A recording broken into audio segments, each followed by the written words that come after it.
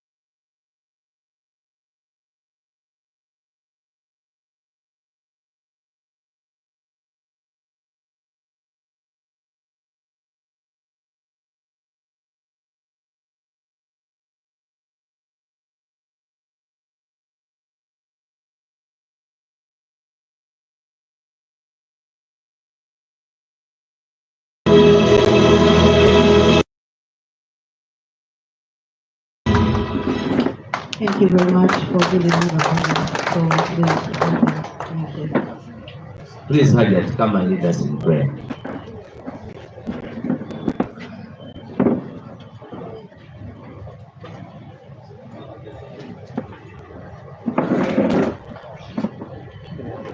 Let's humble ourselves and pray.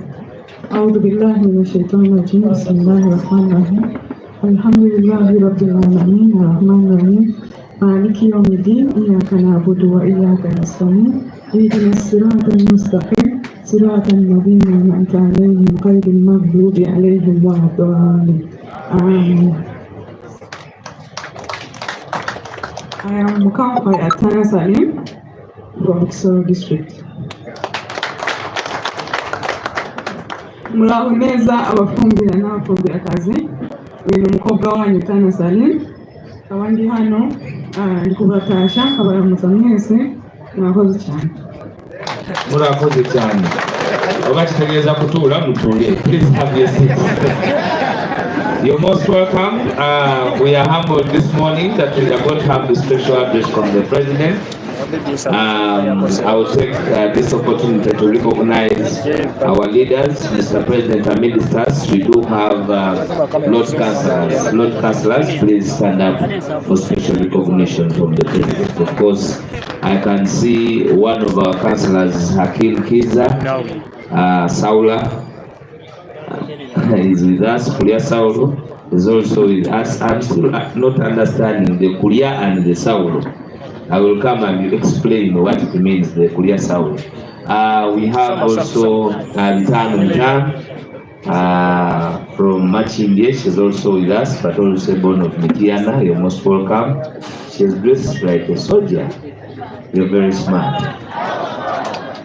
I want to take special recognition of our speakers. Please stand up for recognition. Our speakers. People power! Our power! Our power! People power! He's the Speaker of Machinde, Mr. President. He's with us. We are always with him. People power! Our power! Our power! People power! He's the Speaker of Wachiso. He's always with us. You're most welcome. People power! Our power! Our power! People power! And the other very smart man is from Nakawa, Mr. President. And then we have our very hardworking Speaker of KCCA, Zahra. You're most welcome. Mr. President, amid ministers, we have chairmen of districts. Please stand up for recognition. We do not take that very lightly. You're most welcome, our chairman of Mpigi. Mr. President, every time I tell you that man has handled very well the district of Mpigi despite his age. We are proud of you. Mr. President, we have mayors. We have mayors. Please, mayors, stand up for recognition.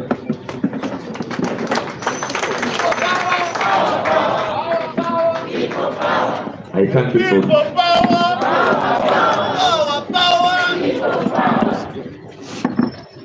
I thank you for being here and being extremely very smart.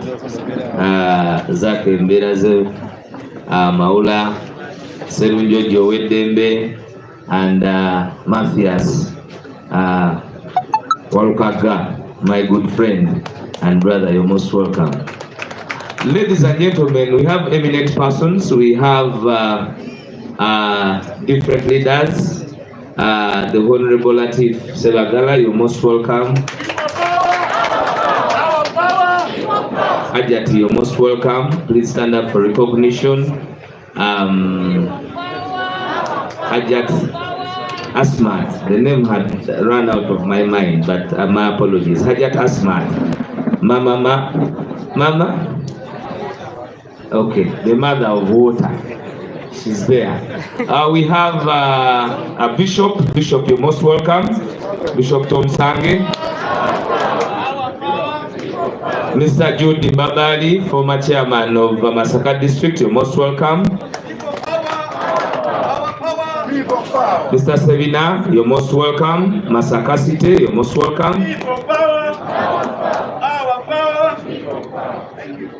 Our leaders of the party, the eminent leaders of the party, members of the National Executive Committee, and all other members that I have not recognized. I am humbled that we are all here. Let me see those from Mukono, you're most welcome. Let me see those that come from Chisoro. Chisoro, you're most welcome. And all of you, Busoga, it is okay, I am here, even if you don't come. And brothers and sisters, you're all most welcome to this press conference. We are not going to take much of your time, but today it is particularly a press conference of the President. But allow me to show you the people that we have here. We have members of Parliament. We have members of Parliament, and I want to recognize their presence. Honorable Zake Francis, you're most welcome.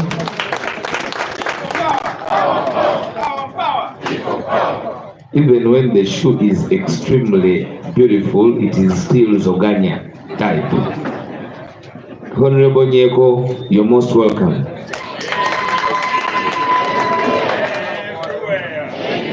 Honorable Namuga, the fire-spitting lady of NUP. Somebody called me when you're in Capital Gang and they were asking me, I thought this woman can only speak Luganda. Capital Gang. Thank you very much for representing us, Honorable Namuga. We are very proud of you. Especially when you are a lady in deceitful men and dishonest men. You make us always very proud. We are very proud of you, Honorable Namuga. And the people of Sembabule Maogola. Ladies and gentlemen, our ministers is Nubian Lee. You're most welcome. The propaganda can be too much sometimes, even for us the leaders. Yesterday somebody called me and was like, I'm not seeing Nubian with the president. What is the problem? So today I have answered the problem. It is no problem. I want to take special recognition of our Secretary General, our very hardworking David Lewis. You're most welcome, Sebo. I rarely see in suits, but I can say, I think you are going to put on suits. You are very smart, my boss. Ladies and gentlemen, I want to take recognition of the availability of our leader of opposition of the National Unity Platform and Uganda. He is making them do all sorts of bad mannerism without even care, for as long as they want to get rid of him. You have manifested to be different. You have made us proud. Accountability is now visible, and there is purpose as to why the opposition must always have that person at the helm to check government. Government is purely checked now, and it is being done by your able leadership. No matter the murky waters, you are doing whatever it is humanly possible to make a point of what Uganda must be, and we are extremely very proud of you, our leader of opposition. And I told them, Mr. President, the other day, they were asking a question that why did we choose a leader of opposition and yet we say that Bobi Wine won the election. And it was being said by a man who had been in parliament, even when they were making that very law. In Uganda, we elect parliament and the presidency independently.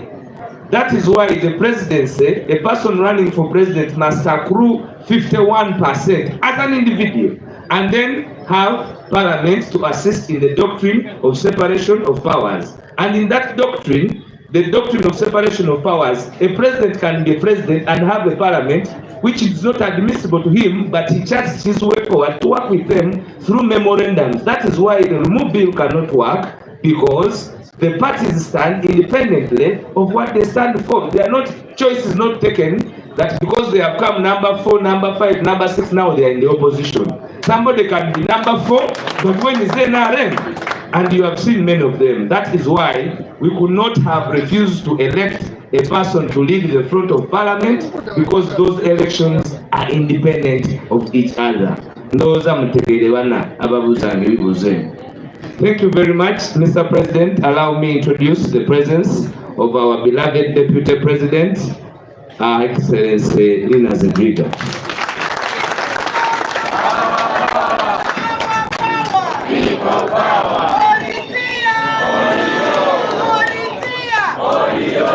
And lastly, Mr. President, amid the stars are foot soldiers. Foot soldiers, viva! Viva! Viva! Viva! Thank you very much. Ladies and gentlemen, allow me invite, hey, Chintu, you are here. Mr. President, come and greet the president and the leadership. That man has been in prison, and he comes from Mitiana. Mitiana what? Greeting there, not here.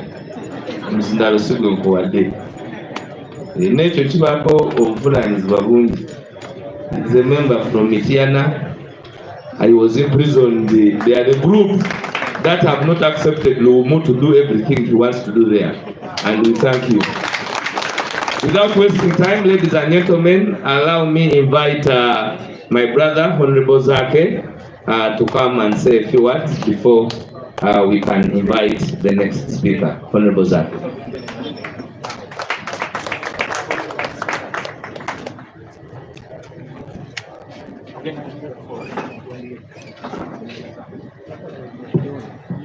People power. Our power. NUP. Everywhere.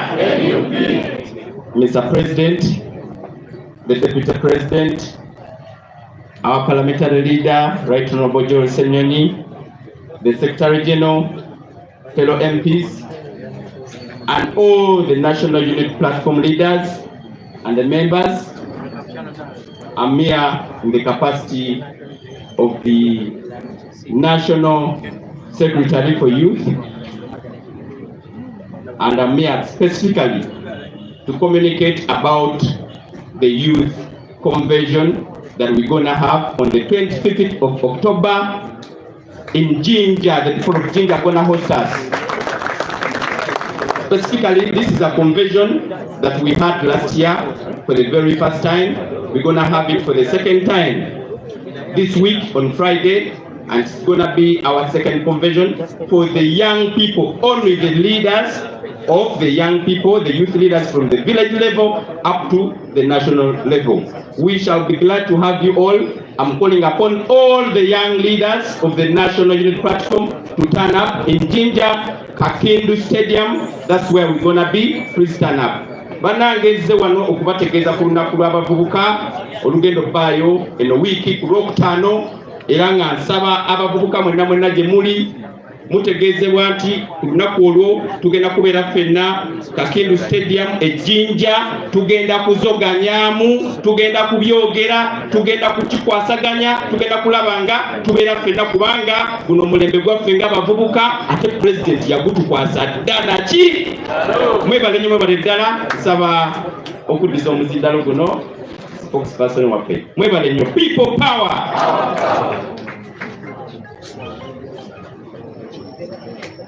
Thank you. We have amidst us, Mr. President, you will allow me, Chambogo University Guild President Flag Bearer, Mr. Mugalia Humphrey, is with us.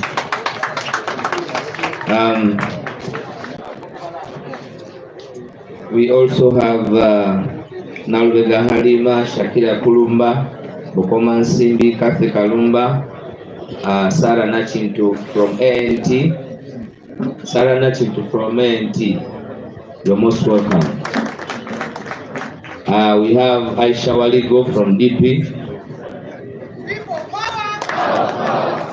You're most welcome.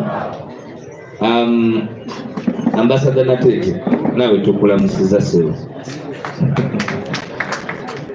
without wasting time, ladies and gentlemen, allow me to take this profound moment to invite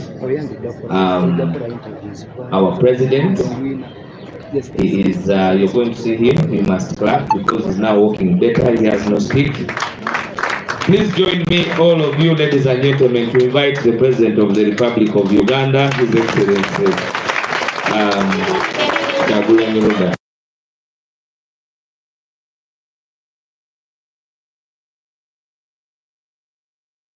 People power, our power, NUP, and everywhere, in Kisoro, in Arua, in Midiana, in Agago, even here.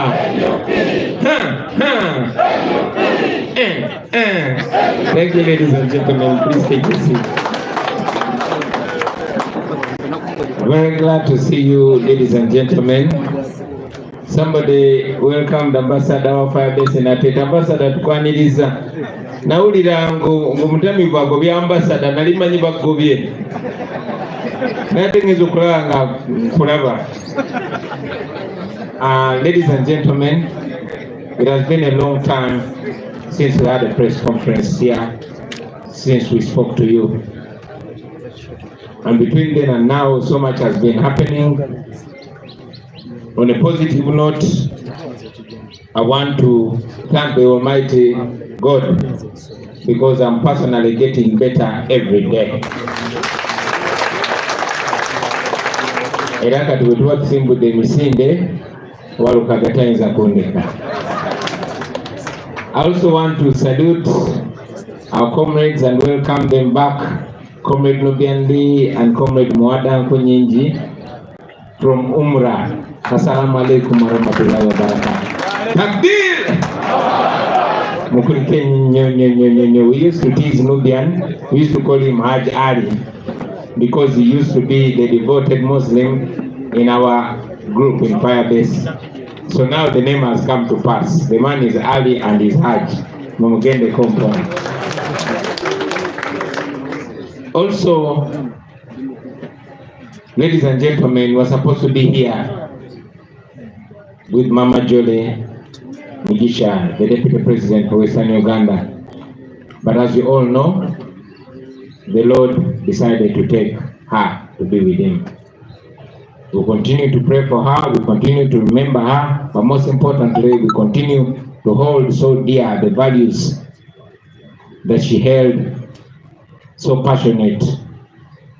And I hope all of us can uphold her legacy. Continue resting in peace, Mama Jole.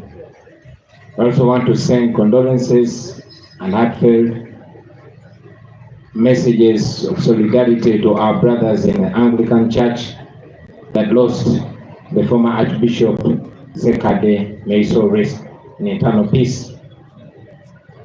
Meanwhile, the lawlessness continues, the impunity continues, the injustice continues, the shamelessness continues. While we are here, a short while ago, our brother,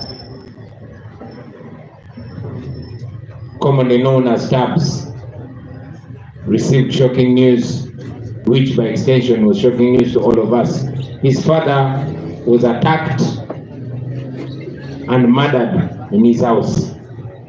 Now all of you know Tabs. Tabs is a very, very radical activist. He speaks truth to power. He exposes the regime at every opportunity. He fights for freedom at every opportunity. Now following a very deep interview, an international interview that he did exposing the injustices and the atrocities meted on the people of Uganda by the Museveni regime, it is highly suspected that those that killed his father in cold blood wanted to get back to him, to get back at him. We know that one day all this will come to light, and those that did it will face justice. Now today, ladies and gentlemen, I want to talk about only two things, maybe three. First, I want to add my voice on the many voices speaking about the plight of the political prisoners that have been held in prison for the longest time, some 4, approaching 5 years, and others years and several months. Now all of you know that these people were arrested and detained without any crime. We challenged the regime, we challenged the judicial system to expedite their prosecution. They didn't.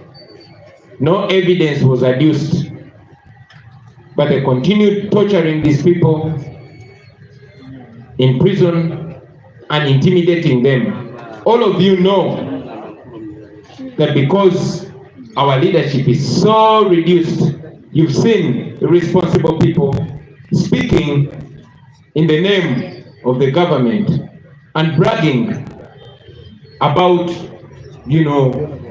pressuring and coercing these prisoners to accept the crimes they never committed. You also Balaam, visiting prisons beyond visitation hours. Many times I myself went to prisons, Kitalia and Luzira, and they blocked me from seeing these prisoners. And yet, at hours, sometimes past midnight, sometimes on weekends, Balaam and other regime apologists were allowed access to these people.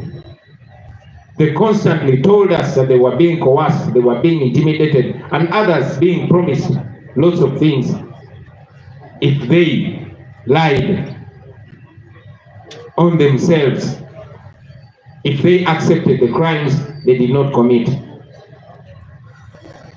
Ultimately, many of them accepted. Not all of them. There are still 9, including Machete, Kalanzi, and others that are still standing firm. But ladies and gentlemen, I want to tell you that we understand. I personally understand, and I believe most Ugandans understand. We understand these comrades. We know that they are so pressed from all angles, denied access from we, their leaders, who give them confidence and hope, and yet pressured and coerced, using the prison officials and using those that are occupying government positions. I have a strong message to those our colleagues still in prison, that we are still standing with you. We do not criticize you for weakening, because we know what you're going through. We even understand people like Sanya, who are coerced and intimidated, that unless they come out and put on NRM t-shirts and start praising General Museveni, they won't get their freedom. We know that the things that they're being forced to do or say are not the things they believe in. So I want to encourage all of you not to see them in a negative light. Don't criticize them. Don't abuse them. Don't insult them. Give them love. Give them hope, because they need it. They have fought a good fight, and they are still fighting. Keep your arms open for them. I want to thank our team that has been looking after their families, paying school fees for their children. I want to thank you very heartily for not stopping, and we shall not stop. These people are innocent. These were just supporters. The regime is doing this to intimidate anybody else, but they don't know that they continue to expose themselves. As for us, we shall not give up. I also want to salute comrades like Machete, like Kalanzi, and many others who are still in prison, and they are still refusing to go by what Balaam and Museveni are saying.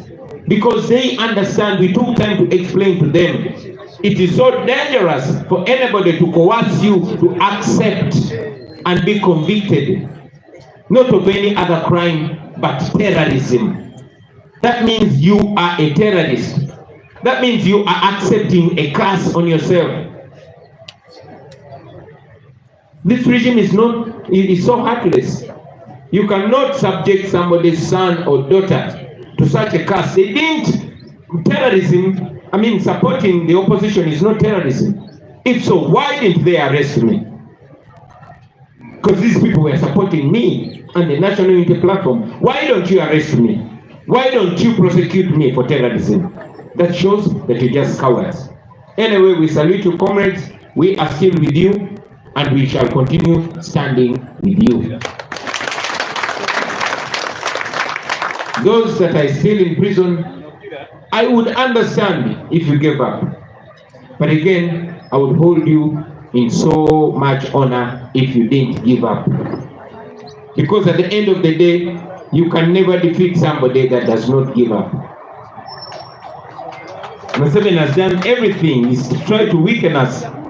But the only thing that we have bigger than him is that we refuse to give up. So friends, wherever you are, refuse to give up. I also want to once again raise the plight of our missing people. Our people are still missing. The Chibalama family is still crying. The Kanata family is still crying. And 18 other families. Those people are still missing. Nobody has ever seen them. We want them. We continue to demand for them. Now this takes me to my next point, and that is the sanctions that were recently slapped on 4 police officers, namely Kagarura Bob, Muine Alex, Tracy Jayamdan, and Womanya Eli. These criminals in police uniform took part in the gross torture of Honorable Zake. And we told them we are going to come for you, whether when or when we are going to come for you. And here we are. But these are not the only culprits. Culprits are many. The main culprit is General Museveni, his son, and those hangers on. And we are going to go for them. It might take long, but it will happen. And when it happens, it will happen firmly. This is to remind all those that are in positions of power, especially the police and the military. Justice will come for you personally and your family, because these people are sanctioned with their families, not just them. So the long arm of justice will one day come for you. You do these things, but we won't forget. Justice will come for you, and be sure you will pay. You will pay for all the things that you're doing to the people of Uganda. Very finally, I want to remind the nation that as we promised, we are going to come to you in our next phase of the nationwide tour. We are still working out a few modalities, and we shall soon announce our schedule. So be ready for us, comrade leaders. We are coming for you. We are coming to West Nile. We are coming to Masaka. Abe Masaka Tujja. We are coming to Kisoro. Atare Kisoro. Tana, tell the people of Kisoro, we are coming, and we are coming, all of us, with all of it. In the West, we are coming. Kasese, Kamama, we are coming. And even those in Kampala, we are coming. Abe Wakiso. Naja, Tujja. Naja Mugambe Tujja. So, muzikirize binombize mu Luganda very briefly, and maybe tujja kufuna ebibuuzo okuva gye muli basebo ne bannyabo.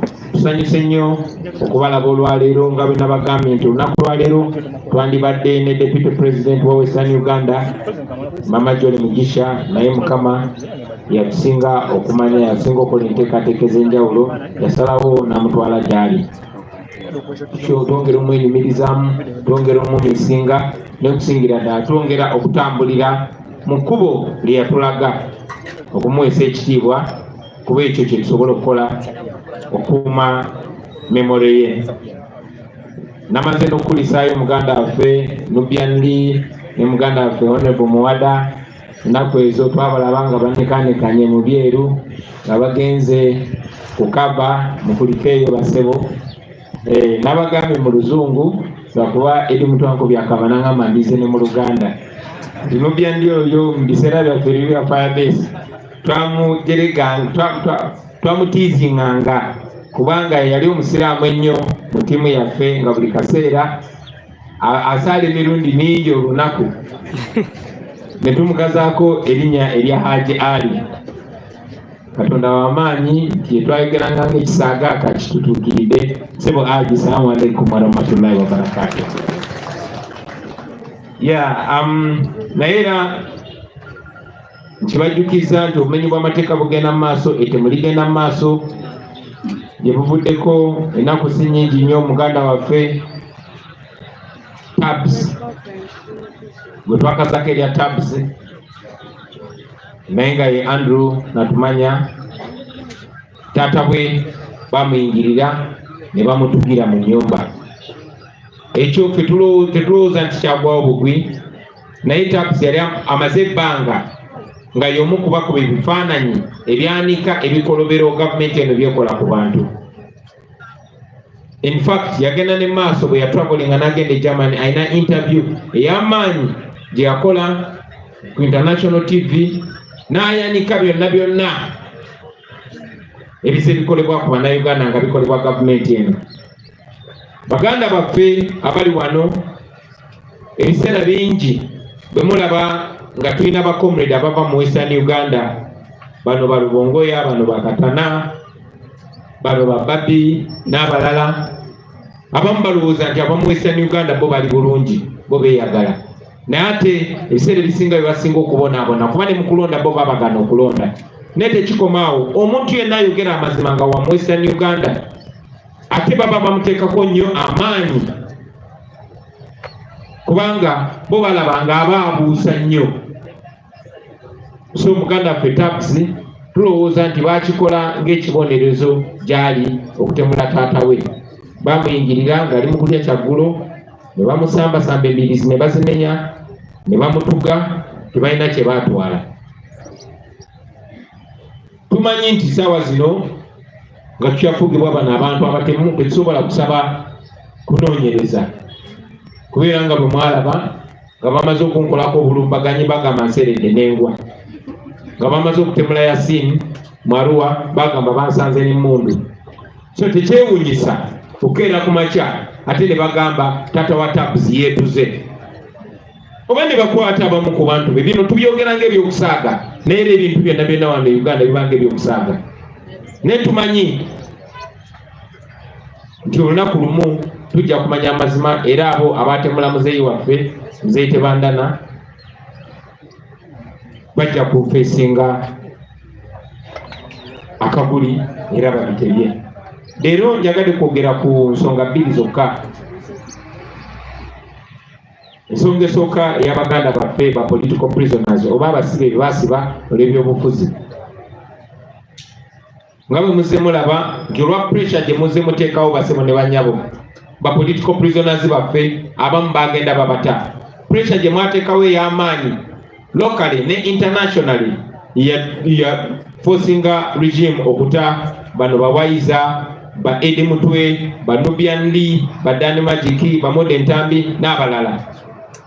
Newankubadde mu M7 yafuba nnyo okuteekawo ekiboozi n'agamba abano batadde bateeseza nange, era n'akozesa ne bannaffe abamu okwagala okuteekawo ekiboozi okutusindiikiriza okwogera ne Museveni. Twakyogera lunye era tuddamu ne tukyogera nti tetugenda kuteesa ku ddembe lyaffe kuba lyatuweebwa Katonda ne likakasibwa constitution.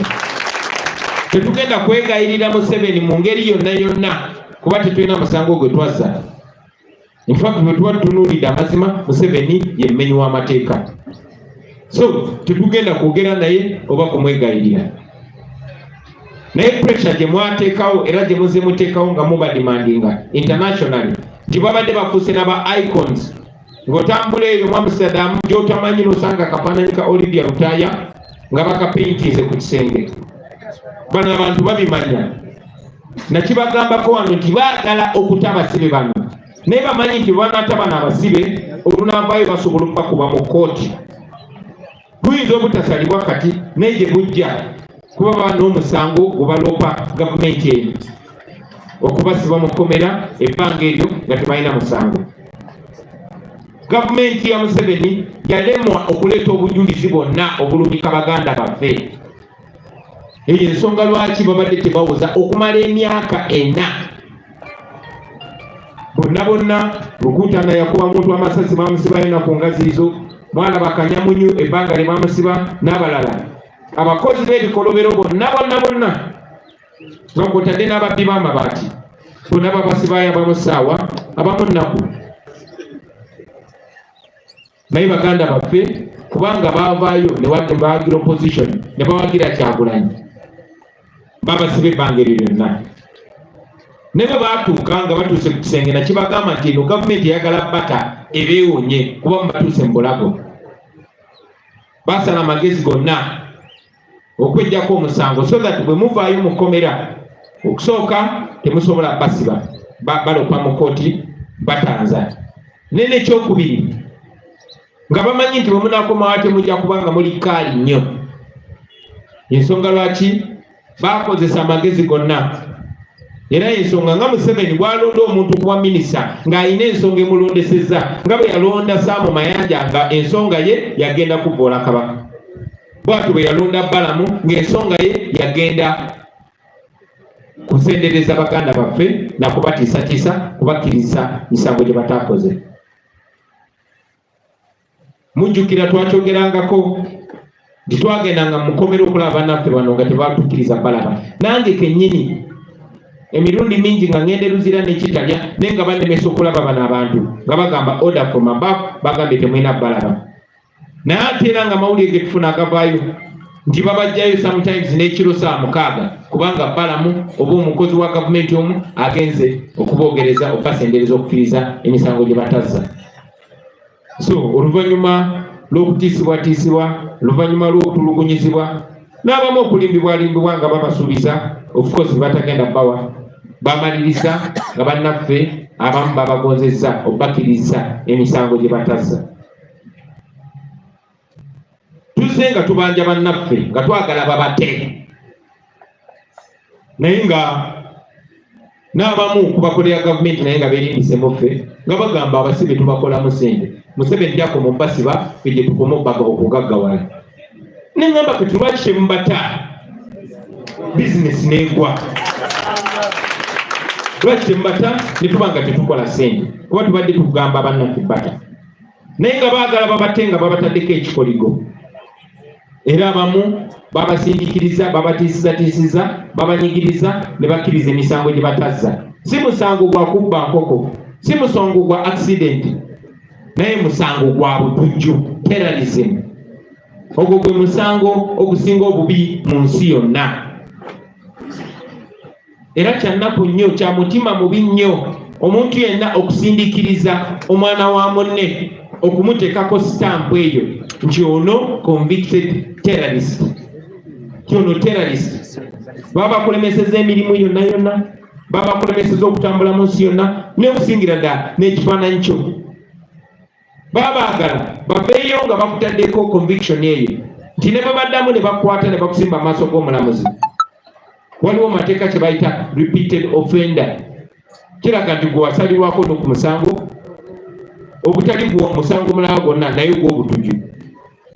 So kyannaku nnyo ti abaana b'abantu bangi babataddeko ekikoligo ekyo naye ffe tumanyi nti tujja kimenya. Tumanyi nti byonna tujja bisazaawo. Tumanyi nti n'eyo conviction tujja gye overturninga. Kyannaku nnyo ti Ssaabalamuzi Owiny Dollo avuddemu bannayuganda aleetinze down in next generation. Lwaki omuntu yenna yeesiga amateeka ge Uganda nga basobola okukwata ne bakutulugunya ne bakugyamu enjala ne bakwata ne batwala mu kkooti y'amagye nga toli munnamagye, ne bakuyisa eyo nga tolabye na kulooya, ne bakussa mukomera emyaka 4. ne nkugamba tulina chief justice, bantu badde bamwita chief injustice. byagenda bwe bityo. Njagala okugatta eddoboozi yange mu maaso gaffe bali balwaniza mbeerera. Baffe basanya amala ebbanga ng'ayogera amazima, kamera ne zikwata naye ne bamusotasota nga balina bannamawulire mulaba, ne bamukolako ebikolobero ebyo byonna. So bw'aba nga yakkiriza fonaawo okwonya omusango, tetukkiriziganya naye ate tetumusalira, tetumukondeminga. Era njagala obbasaba mwenna abo ba politicians yavuddeyo kuba boogera naffe ng'amaze emyaka 4 talaba ku baana be, ayagala just kubeera ku bweru aseko mpewo y'ebweru, agivize up everything n'eddembe lye n'okumuteekako ttaaga eya terrorist. So mubasaasire, bwe bajja gye muli mubaanirize n'omukwano, mubaanirize n'ekisa, era mubawe obuyambi bwonna obwetaagisa. Njagala nnyo okwebaza ttiimu yaffe abali wano n'abali mu diaspora ababadde balabirira family zaabo ba political prisoners n'abantu ababuzibwawo, abasasulira abaana baabwe school fees, ababasasulira rent. Mwebale nnyo obutalekerawo. Twabasaba tugende mu maaso nga tuyamba bano abantu baffe, kuba bino ebintu byonna babikwakozesa lwampaka ku mudumu gwa mundu, ne mukkiriza. Mwebale nnyo, mwebale eddala, era tetugenda kulekeraawo. Mumanye nti eyo yonna gye muli tukimanyi kye muyitamu, era tumanyi bye babakozesa, ne mumanye nti muffe mukyalinamu emikwano egibaagala, egibalwanirira. Ekyo kintwala ku nsonga ey'okubiri, ensonga ya sanctions oba nati ezateereddwa ku bapoliisi abalala 4. Omwo mwe muli Kagarura Bob, mwe muli Mwine Alex, mwe muli Twesigye Hamdan, mwe muli ne Womanya Eri. Abo abasirikale 4 be batulugunya Honorable Zaake ne bamufuwa pepper spray mu maaso n'amala emyezi nga 3 oba 4 nga tasobola gaggula bulungi. Be bamulemaza, be bamutulugunya mu kiseera kya COVID nga bo balowooza tubyerabidde. Gali mawulire gasanyu naye kyegatumala. Bano si ye tageti yaffe. Tageti yaffe ye Museveni ne mutabani we n'abo abamwetoolodde, ate nga tujja kubafuna. Twagala okwebaza ttiimu zaffe mu diaspora n'abali wano nammwe ababeera ku social media ne mu expose nga bino ebintu. Nze nga mbagamba nti tweet gy'okola oba Facebook post gy'oteekayo munaye tekoma ku ggwe, egenda wala. So bano abantu babataddeko nati n'ebyobugagga byabwe byonna ne biwambibwa. Omanyi abo ebyobugagga bwabwe biri bweru kuba bamanyi time yonna tubatwala emisinde. Naye ate neyo gye bapulaninga okuddukira kati gye tusoose naye ne tuggalawo n'ebyobugagga ebiwambibwa, amayumba gabwe ne bizinesi zaabwe ne ziwambibwa. Ate tekikoma ku bo, wabula kigenda ku bakyala baabwe, kigenda ne ku baana baabwe. Abaana baabwe abasomera eyo n'abakolera eyo bonna bali ku nnyonyi eddako enkeera okomawo e Uganda. So njagala okubategeeza nti tetutudde. Musobola okukola byonna bye mukola naye mujja bisasulira. Muyinza okubikola nga mwagala okusanyusa Museveni naye mujja bisasulira mwenna nga ne bosi wammwe Museveni mwali. Ekisemberayo ddala bassebo ne bannyabo kwe kubajjukiza ti nga bwe twasuubiza tugenda batuukako mu bitundu mwemmwe yenna gye muli, era tujja. Njagala okusaba bakulembeze bannaffe, bacoordinators baffe, abantu mubateeke mu mood. Honorable Smart n'abalamba tujja Lwengo, tujja Bishop, tujja ewammwe Mityana. So mutulindirire, tujja batuukako. Tuteereza nsonga tonotono za program, then mu bbanga tono tujja kuba twanjula program yaffe yonna nga bwegenda otambula. Ndowooza eddakiika ezisigaddeyo kanzireke zibeere za bibuuzo ebivamba n'amawulire nammwe bamemba baffe. Mwebale nnyo, mwebale ddala, Mukama abampeera omukisa. People power! Our power! NUP! Everywhere! NUP! Buzira bwala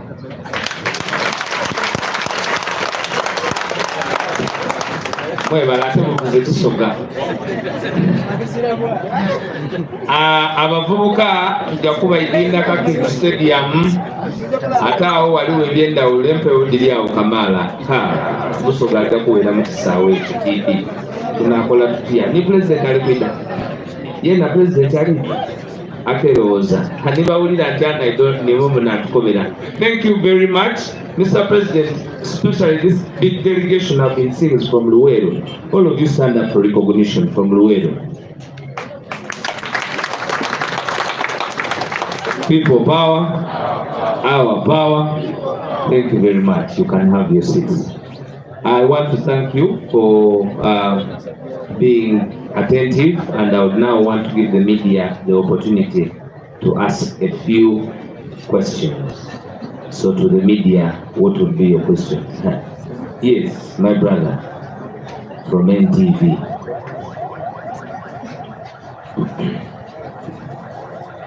Good morning. Good morning.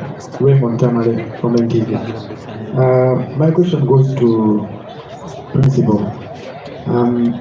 A few days back, a certain member of parliament was on the radio station and he said that we negotiated to get Nobi and Eddie Mutu out of prison, and he also negotiated to get your passport. Is this true? And what do you speak about his comments? And also, the last two occasions, you say that you're going to come up with the dates. Can you give us a hint and say maybe the tour is going to start next month or something like that? Thank you. Any other person with a question? Baba TV. Kusogabula hiyo.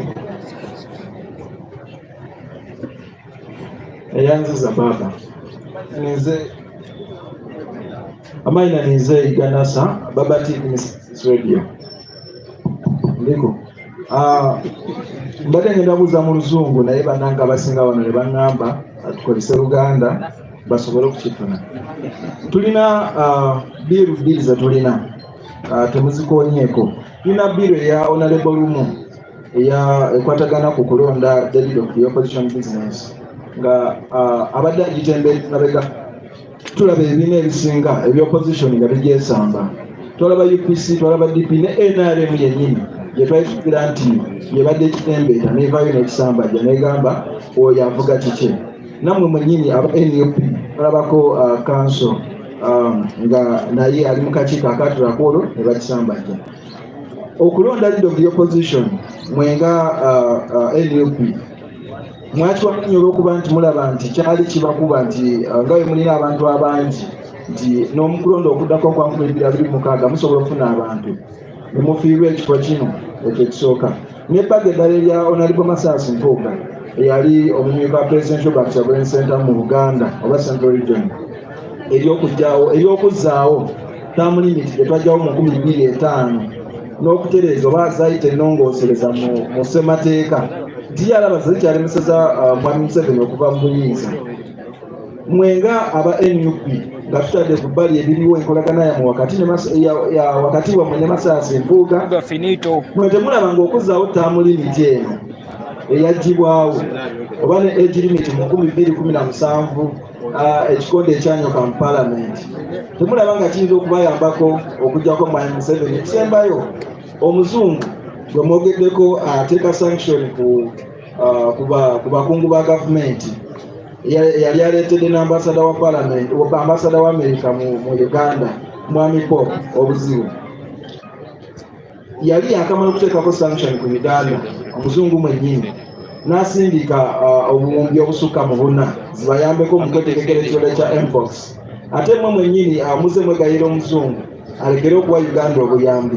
Ate namwe omuzungu gwe mulajani. Ate ne Mwami Museveni tumulabeko emirundi mingi ng'agamba nti omuzungu ono talina kalungi k'atwagalisa ate yatuwa obuyambi.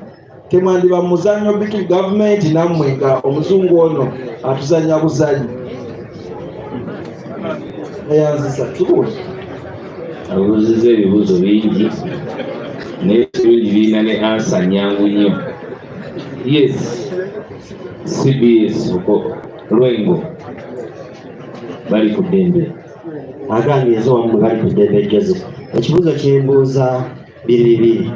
Ekisooka twagala tumanye omuwendo gw'abo abatanakkiriza nga basibe b'NUP muwendo bali bameka era abakkiriza bali bameka.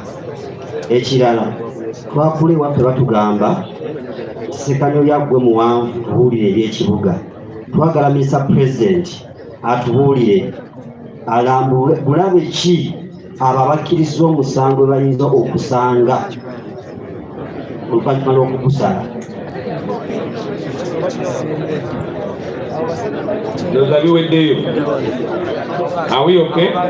Come lastly, Wejire here. Lastly. Pass the other side quickly.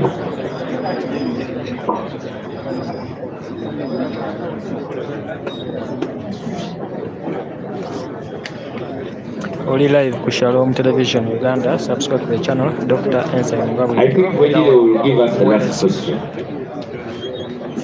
Abasharinga muri bakabe nnyo aba Dalton Ndabano Isa webale kutambula. Shalom Television Uganda. Olwaliro sijja kubuuza pulezidenti kyange kakigende eri Honorable Zaake. Honorable Zaake tandyagadde okumanya otubuulidde olunaku lw'abavubuka. Tulabye emirundi mingi nga poliisi evaayo ne babalemesa buli lwe mubeera mulina enteekateeka yonna mu bintu ebyenjawulo. Gwe nga Ssaabazoganye era mukwano gwa poliisi, singa bavaayo ku lunaku olwo ne bagamba nti nedda leero bino tebijja kubaawo, obagamba ki? Asubire toli mu kusendasenda. Rebecca ogamba otya? Rebecca Aruna Sonko Matthew General Gaddafi wali Paiswa ebibuuzo biweereyo. Konaroga Mike Joyce Nasua Majorini Isa Marilanji Nyonyo. Very quickly please, last list will be the last one. Speaker Ruba Rwanga Charles Wema Chindye Honorable Isaac Tomusango Wemitiyana Media Teddy Emmanuel Ndagala ng'ekireetano waliwo ensonga eri mu ggwanga. Kibuuzo oba oyagala? Kibuuzo Please. ku nsonga omutuuze omu Munnayuganda omukazi eyasiibuse empisa n'akuba owa oluyi ng'amutiisatiisa ng'amugamba tomanyi muntu gw'odiiringi naye osobola okufiira omulimu mwenga nuupu abakulembeze mu nuupu mukyogera namba yange text me WhatsApp. Thank you very much. Bana mukasekerera Waiswa Moses. Abuzize ekibuuzo kirungi nnyo era nze Waiswa Alex njakira. Moses ne Shalom Television Uganda musubscribe nge musharinge. Dr. Ensign muzekwereza tugenda mu country tour. Our power. Tugenda mu country tour. Of course. You're now one. Impunity. Amanye amemanye. Nepotism. Favoritism. Lack of meritocracy ye characteristic ya government yetu. Kakati ebyo byonna oli ayinza n'okuba talina kyali naye asobola okukozesa erinnya lye olulimi lwe okukangakanga oli atwala obuvunaanyizibwa okukola ekituufu. Bwe tutyo bwe twakirabye musoberera tusaba obuwumbeefu bw'abantu. Let's all be able to live with each other nga buli omu azanya lolye. Newankubadde olw'olumu ne poliisi nayo eyitiriza omuntu ayinza okubeera ku makya nga yakedde asuze kule gwe n'omuteekako embeera n'aliyakutinga bwatyo. Thank you very much. No, please. It's all right. Thank you very much. We will not have more questions. The questions are enough and we are done with that. I also wanted to respond to the question of my brother from Baba TV about the second bill of term limits. Whatever you're talking about is not new to us. If you all remember, there's what we call the Citizen Compact of Africana. We have a ruling of the Supreme Court in the election petition of Amama Mbabazi versus General Yoweri Kaguta Museveni, where government, parliament, and all other institutions and electoral commission were commanded by court with the 10 reforms, and they have never come to light. So I am seeing cut and paste from somebody with something that was already discussed in the Citizen Compact of Hotel Africana. Secondly, that very gentleman, Mr. Finito, when we passed our constitution as National Unity Platform, our constitution, we said that every position somebody will occupy it for 2 terms. He's on public record, himself coming out through the media and saying you cannot have term limits in a political party. So he is only trying so much to become an ostrich and be seen because of his bad mannerism. I don't think he has good intentions. Omanyi kamyufu akuyambako okuzaako amasanyalaze nga gagenze nga toyinza kuyita wa umeme. Naye kibi kya kamyufu ate ye mwennyini asaliikiriza nga talinaamu mutwalo n'agenda n'agajjako demokoleki kati Mr. Finita ali mukola nga kamyufu w'amasanyalaze ababuzaabuza. That is how I understand the question. Let me invite Zake first quickly, and then I'll invite other leaders.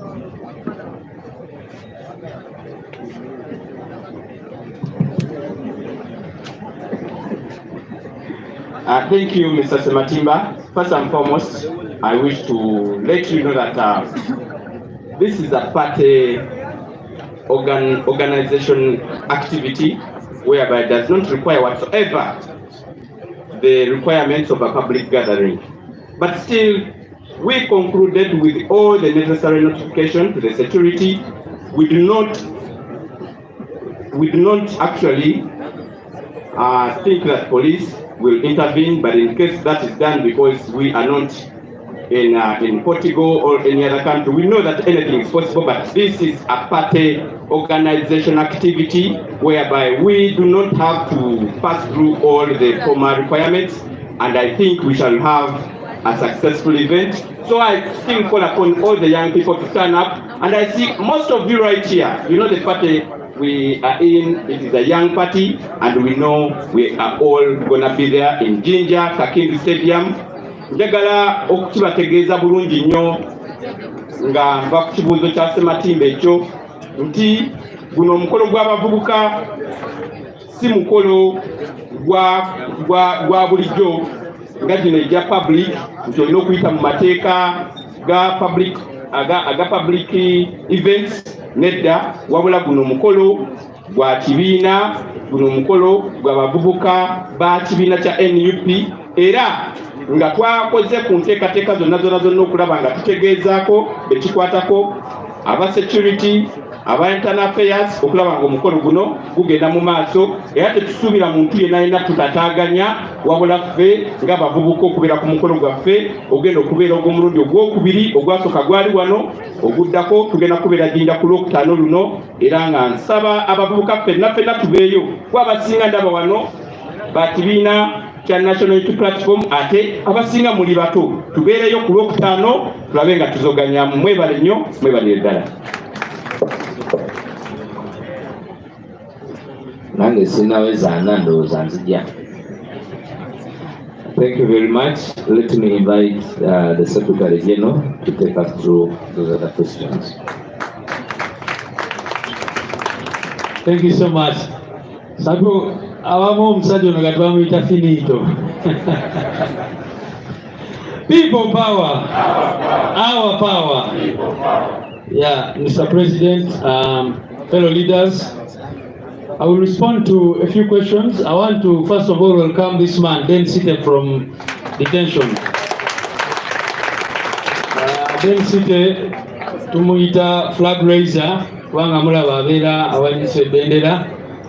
Bamuwamba nga bamujja wano ne bamutwala ne bamukuba ne bamutuusaako byonna naye mukumaliriza ne bamureleasinga, naye nga bamaze okumutiisatiisa ne bamugamba nti bino byakola alekeraawo okubikola, era kati ali mu defiance ono gwe mulaba. Bamugamba jangu wano densite ebyo bakugamba byokka byenjagala oyogere esaagala oyogere ebirala. Abagamba obutaddamu kundaba nga nyambadde nga bwendi n'obutaddamu kubanga ntyoboola omukulembeze w'eggwanga bo gwe bayita omukulembeze w'eggwanga era ne bankwesa obuwandiike ne ka vidiyo nga mwetondera ku vidiyo omu bwe nalaba ku TikTok bangamba siddamu omutyoboola naye tebali kutyoboola bula njogerako ebyo ebituufu byayisa bannayuganda oba byatuyisa byebyali mu katanga. Bandiirako emiko wansi w'ebigere nga bankuba zisolido ebyaddala ng'owulira obulumi paka ku mutima solido ze bakuba obulumi nawuliranga bw'amaanyi engeri gye bantulugunyizaamu eyo ate nga bakutaddeko ekikookolo tosobola baani abakuba oba ani ababikutusaako era tera ne baŋŋamba siddaano ku media n'embyogerako oba okulabisa bwebino betudde ne tulabisa era yemumu ebiremesezaayo bannaffe mu busibe. Nasangayo abavubuka bangi okuva ku myaka 17 paka ku myaka nga 25 naye nga abavubuka ebyaddala tebalina misango babateekako bya mmundu sibamanyi manya naye bayogera ebitundu bye bavaamu n'abamu ku bantu abavaayo nga bamenshoninga abamu be baali bakata okuli nga Jenakireewo okuli Bwambaale abamu bamaze emyaka egiwera okuviira ddala mu myaka bali myaka gye bamazeeyo bali mu mbuya mu Ssemwayi kuba gye bantu balaze bansuza mu Ssemwayi embuya then ne bansuula ekireka kuwembule. So tumugulisaayo muganda waffe oyo naye muwulira ebigenda mu maaso mu ggwanga lyaffe okwesanga nga abavubuka bali eyo bamaze emyaka 3-4 nga bali ku CMI teri amanyi wa gye bali tebamanyi biliyoni bwe banavaayo. So naye nga bwe ttera bagamba katono kyakulabirako tebaba bakuba babakola ki as long as ensonga bwebanga yo ekyaliwo bakola ki bamala budde kubanga omulaba bamugamba nti toddamu kwambala bwotyo naye kati ndowooza asazeewo n'ayongerako ne buno okulaga nti ensonga gyayimiriddeko ntuufu.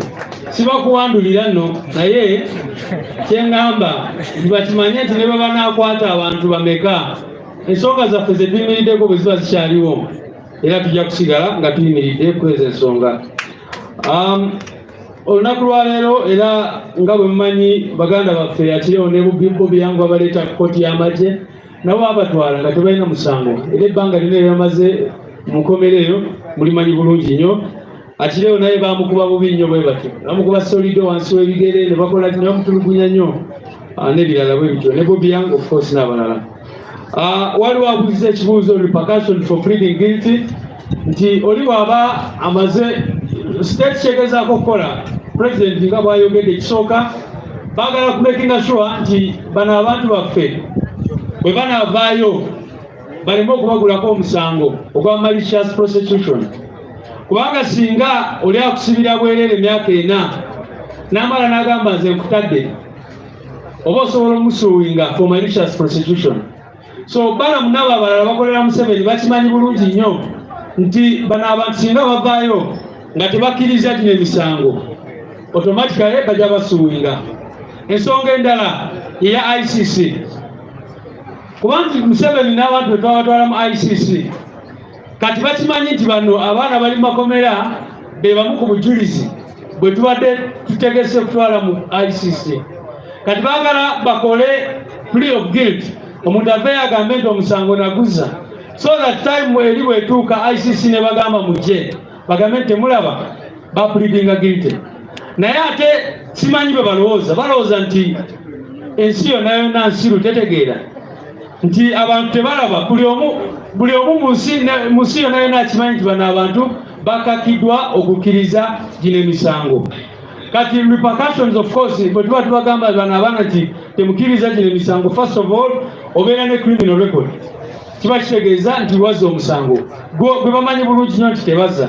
Era mpulidde oyo abuuziza nti bali bameka abakkiriza n'abatakkiriza bali bameka. Waliwo abantu 9 abo president bayogeddeko abali mu Machete, Kalanzi Ashrafu, Umar Makato n'abalala. Abo bo bagambye tetwakola musango era omu yatugamba nti ne bwe mba sabba nkoko n'oteeka ku gun point n'ogamba kkiriza nti wabba enkoko sigenda kukkiriza wakiri okole ki onzite kakati abo 9 bo basazeewo ne bagamba tetugenda kukkiriza bino ebintu bye tutakola tetwagala tubeere ne rekodi eyo naye ne bana abakkiriza tutera nnyo kyogera nti tukimanyi bulungi nnyo nti kino kyetuliko lutalo era abantu balina breaking points ez'enjawulo kyova olaba tugamba nti bali abantu tubategeera twogera nabo mwana nakugamba nti maze ebbanga mukomera siraba ki ekigenda mu maaso siraba ki ekivaayo mubadde mulya regime propagandists bagamba toba oliawo banamateeka tebakoze kimala kiki kyebalagadde bakole mirundi emeka gye twakapulayingira bbeeyi n'ogenda okuapulayinga bbeeyi omulundi ogwasooka kooti y'amagye yagamba nti bano abantu abazadde baabwe tebasobola kubeeyimirira n'obuuza muzadde w'omuntu waba tasobola kumweyimirira kiki kyotegeeza ogwaddako ne tukwata abazadde b'abantu ne tugatako abakulembeze ba MP n'abalala kooti y'amagye nevaayo negamba okusinziira ku ffe bano abantu tebalina gye babeera baali tebalina maka mwe bava ebyekisiru kubanga osobola otya okugamba nti bano abantu be bajja mu mayumba gaabwe novaayo n'ogamba nti these have no places tebalina gye babeera n'olwekyo tetugenda kukola ki so abo bagamba nti balooya tebalina kye bakoze balinga abatamanyi kigenda mu maaso kubanga ne booba looya ki bw'oba oli mu kooti y'amagye eyo ekolera ku ngombo gye bagamba oda ya jeshi ni moja batambulira ku oda ng'eva eri waggulu kubanga kooti y'amagye eyo eteebwako Museveni era yatiwa directives bwe balina okukola byonna byonna. Ekirala waliwo abuuzizza ku sanctions zino ndowooza abadde nasa wa baba oyogedde kusomoozebwa okuliwo nti tusiba tukolinga for sanctions naye ate tulaba gana amawanga ag'abazungu gakyakolagana ne regimu gawaayo obuyambi n'ebirala bwetyo kaakati ensonga ziri bbiri ekisooka obuyambi obumu obuva mu mawanga ago obugenda directly ku bitongole ebikola ku bintu ebiyamba bannayuganda obwo tubeera abatima bwe tugamba nti nabo mukole ki kubuyimirize. For example yambayo ne bagamba nti waliwo ekirwadde kya mpox kiri mu kubonyabonya ensi yonna yonna ne tugamba nti obwo buyambi temubuwaayo newankubadde ku saidi endala tumanyi bulungi nnyo nti nezo sente oluusi bwe bazireeta bano ababbi bakola ki bazikwatako naye eyo ye dairema ebeerawo oluusi nti newankubadde oyagala bateekewo sanctions balekerawo kuwa aid bwe mujjukire nti amawanga agasinga gaali gawa gavumenti ya Museveni sente directly through its ministries naye olwa corruption obuliwo enguzi bungi nnyo buli mu gavumenti amawanga agasinga galekeraawo okusindika sente eri gavumenti wabula gawa ezo sente directly through initiatives eziyamba ku bantu gazitekinga directly okugula ARVs eziyambako ku bantu abalina obulwadde bwa mukenenya bayambako directly kakati ebyo nga NUP tetusobola ne tugamba nti n'abo abantu mulekerawo okubayamba so njagadde okitegeera ekyo naye tumanyi bulungi nnyo nti ultimately nekino katukyogere maybe kankyogere nti ultimately mwe abali wano nga mukiikiridde bannayuganda bonna amawanga ago ag'abazungu si ge gagenda okulwana olutalo luno lwe tuliko gwe nange naawe n'oli olutalo luno fa balina okulwana 99% bali bayinza otuyambako 1% eyo bategewo sanctions bakoleki n'ebirala ebyo byonna byonna kyova olaba tuyita ki people power maanyi g'abantu kubanga tumanyi nti ultimately reason lwaki tukola byonna bye tukola lwaki tugenda kuddamu mu nationwide tour lwaki olunaku lwaleero tuli wano kubanga tumanyi bulungi nnyo nti ultimately bannayuganda ffe kennyini fe abalina okukola ki okwejjako nakyemanyi so newankubadde tusanyukira sanctions ne tukola ki byonna byonna obuvunaanyizibwa obusinga buli ku ffe nga abaana ba Uganda. Finally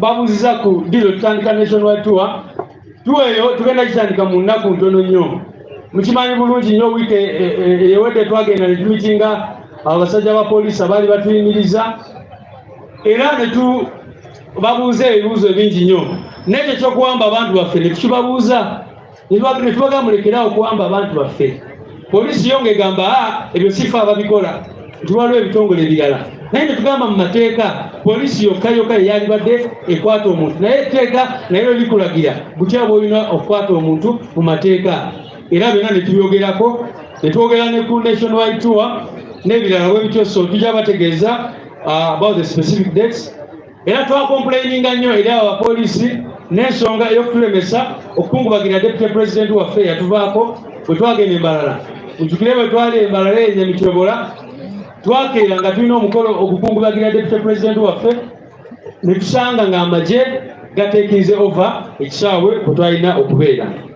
Finally njagala kubiriza abantu baffe mwenna mukimanyi bulungi nti mu kalulu akagwa gavumenti yavaayo regime eno yavaayo neyimiriza okuwandiisa negamba nti yali terina ssente n'olwekyo abavubuka abawerera ddala miliyoni 2 tebasobola kwewandiisa okuparticipatinga mu kulonda okwo. Kaakati wetwogerera there is a new registration going on. Abanira bagenda mu maaso n'okuwandiisa abantu naye tuwulire mu bitundu ebimu bakikola mu kasirise. Twagala kukubiriza abavubuka mwena gye muli mugende abo abantu mubalige bwizi bw'abanga yeekweka mu nyumba samoya mulumbeyo omusange mugambe njagala kukola ki kwewandiisa.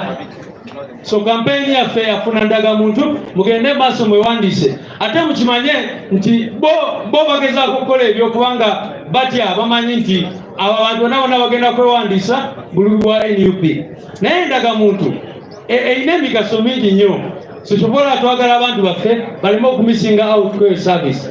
Juzi bavudde ne bagamba bwe oyagala kugatibwa nti kati wetaaga ndagamuntu simanyi bwe oyagala ki byonna bagezaako bitaginga ku ndagamuntu eyo. So tubakubiriza mwenna mugende munonye abo abantu mwewandiise mu making sure nti ofuna national ID ebirala tunaabiraba mwebale nnyo.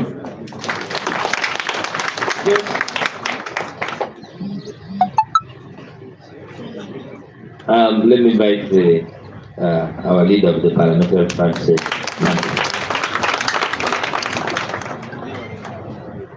SG era atabuseemukko agenze n'agamba bano abantu abakola ebintu ebyekisiru nga SG weyongera okwambalanga amasuuti bw'ogamba lubeera mukambwe ate awo tukwagalira ssebo. People power, our power. Kimu bibiri olw'omukulu yabuuziza ku bbiiri ya lumu leero nga tubadde ku nsonga ndala nnyo naye tujja giddamu. But just one quick thing.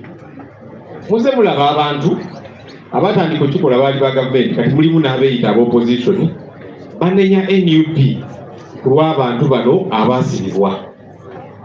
Tojja bawulira nga banenya gavumenti eyasiba abantu bano nebateeka mu kkomera emyaka gino gyonna nebalemeza eyo nebamma bail terese bujulizi okulaba nti emisango gitambula. Tebajja kunenya gavumenti naye bajja kunenya NUP ate nga beeyita ab'opposition. Abantu abo bakolera ani?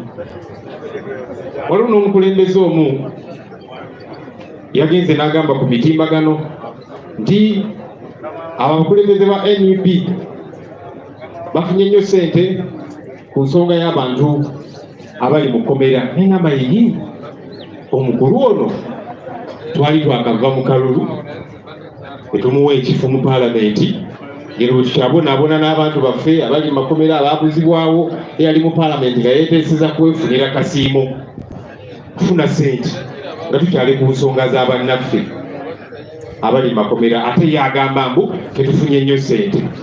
Naye ekyomukisa omulungi bannayuganda babuufu bategeera balaba kyekigenda mu maaso. Omukulu yabuuzizza etteeka mwami lumu lyaleeta ekyomukisa omulungi kati kigenda kyeyoleka ani ali emabega wa lumu kubanga si yeeka ng'omuntu bantu musajja wattu era omulaba atagala leero n'agamba kakati loleropu bantu bamuteekako akazito kale kati katukyuseemuko ne deputy speaker abe nga ava mu opposition nti kale tukole bwe tuti kubanga abantu bonna ab'opposition beebuuzaako bonna bamugamba nedda ekyo kikyamu ate yagamba etteeka alireeta kuyamba opposition. kakati kibuuzo kikyaliwo omukulu ono ali yekka ansa yammwe nange. Very briefly, there's been a lot of talk in the past from people in the government, but now they have been joined by some who claim to be part of the opposition, who have regularly been blaming NUP for the political prisoners. You will not hear these people blame the regime which arrested these people, has locked them up for 4 years, no granting them bail, no bringing evidence and all of that. But they will blame NUP. So you keep thinking and wondering, who exactly do these fellows work for? One of our former leaders here, because we threw him out for his bad manners, was on social media saying, you see, NUP has made a lot of money out of these political prisoners. I said, seriously? This is a fellow, when we got out of the election, we gave him a responsibility in Parliament.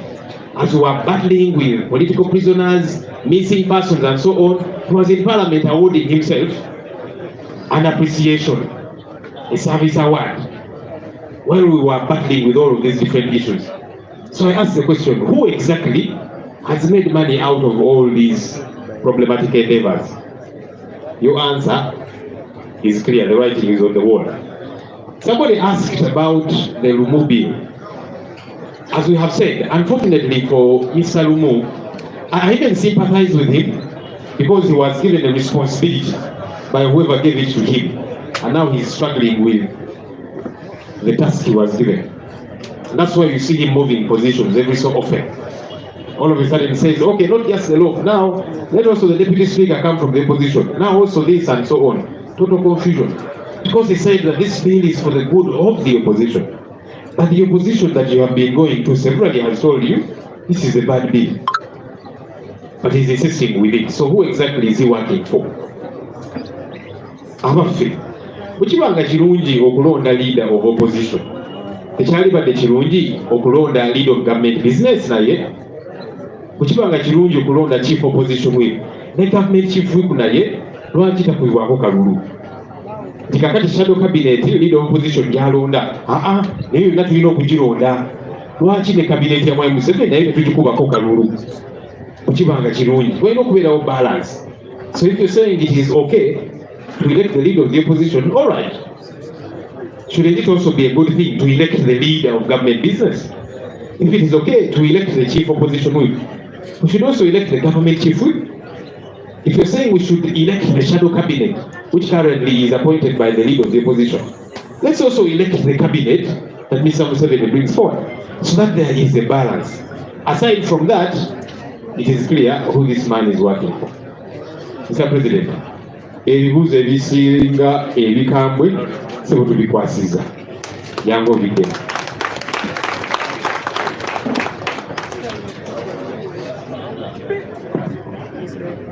Thank you, Comrade Rob. Secretary General kituufu yabadde munyimbu naye ate Rob was over yamese ku mesi. Naye era mwanyuma ennyo baganda bange ndowooza munyirire nga bwe mutyo obusungu bwe buviirayo.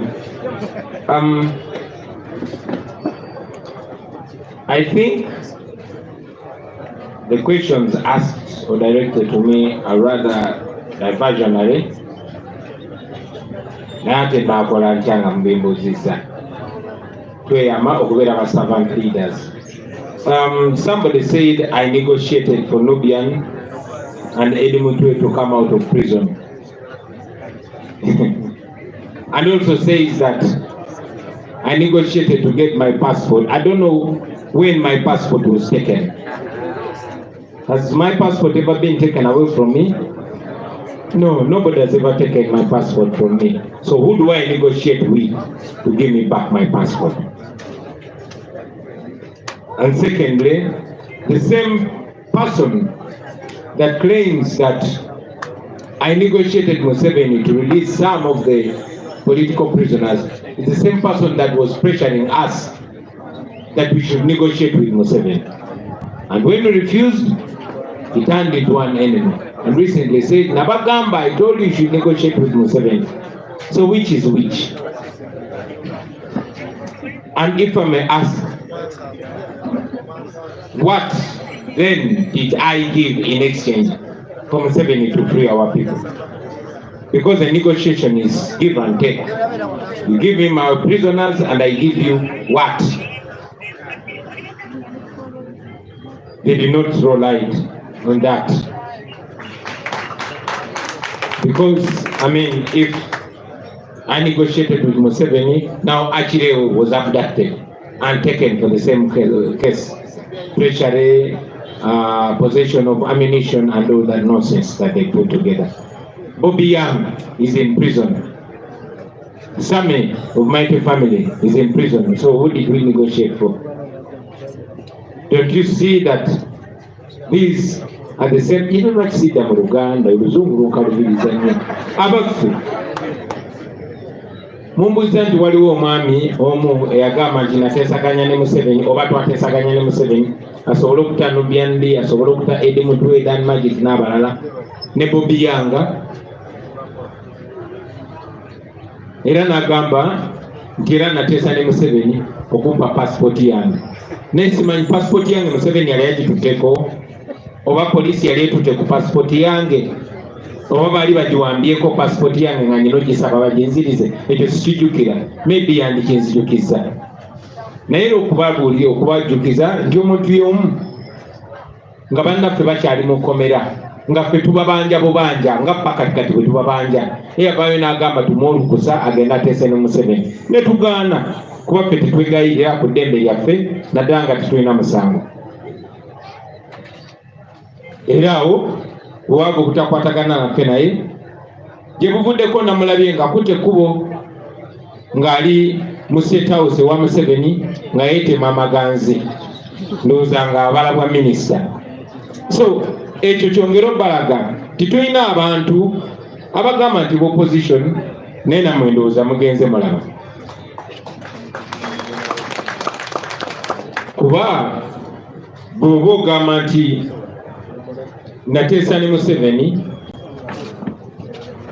namuwaaki kubanga mu kuteesaganya twandibadde tuteesaganya nga mugamba mpa abasibe tuwa abasibe baffe neffe tumuweeki bwe tuba twateesa naye natuwa abasibe ffe twamuwaaki kubanga mwe kennyini abaali balemerako nti twogere naye ne tugaana mwe ne mugenda ne mwogera naye mwe mwanditubuulidde naye era nga bwe ŋŋambye nti singa twateesa ne Museveni okuti abantu baffe kati akireewo ali mukomera bamusiba ensonga ze zimu ez'ekisirusiru buyeekera bamukutte n'ebisosongolo by'amasasi bamukutte n'ebbaagi z'amagye n'ennyota z'amagye n'ebirala. Bobi Yanga ali mukomera muganda waffe Sami wa Mighty Family artist naye ali mukomera. So yoyo gwe twateesaganya naye ebigambo bino byonna nkyogeddeko nti tulina bannaffe bangi tukuze tumanye ba opposition newankubadde babadde batulaga signals ez'enjawulo era oyo kabyogera y'obuzibu bwaffe bwava nti twagana okwogera ne Museveni. In fact mumwetegeeza programu yemu yagambye kaakati ekiddako okukwata ffe ekiddako okukwata Bobi Wine kubanga bali be basiba bamulumiza nti emisango gye bakkiriza eyabatuma ate Bobi Wine alina okukwatibwa yateesaganya ne Nakyemalira. Njabajjukiza nti bino byonna byonna byeyogereddwa ku radio ki? CBS. Ku radio ki? CBS ey'obujjajja. Kale nno singa CBS yali esobola nange okumpita kuba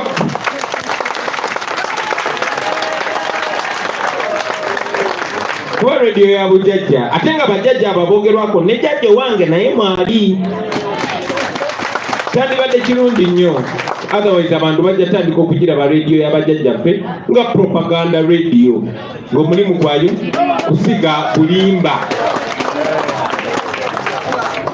kubanga bw'obanga buli wiiki oleeta omuntu ng'asiga bulimba nga topic ebeera NUP naye nga toyinza kuyitayo yadde n'omu kulembeze wa NUP n'omu ayogerere NUP mpozi abo abaagulwa betwatwala mu paliamenti ng'aba NUP ne babagula kati omulimu gwabwe konjera NUP ne bwabeera nga programu ekwata ku NUP n'abakulembeze baayo omuli Kyagulanyi naye nga Kyagulanyi toyinza muyita oba abalala ebigambo komyawo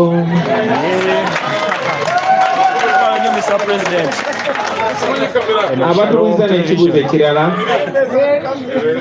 ekya muganda waffe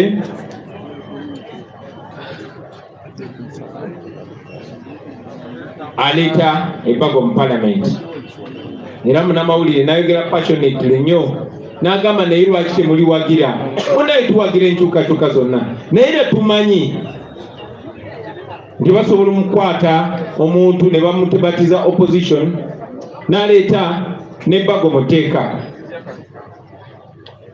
naye era njagala obajjukiza nti paliamenti mu ngeri nyingi nnyo yafuuka kisasalala era buli tteeka lye baleeta twakibagambako nti waliwo akagenderere ak'okukyusa constitution yaffe mmwe bannayuganda babajjeko obuyinza obulonda pulezidenti tewali programu ndala yonna yonna bino byakubawuddisa byakubadongowaza njagala mubeere boogi njagala mubeere bagezigezi ng'ebyana by'emisota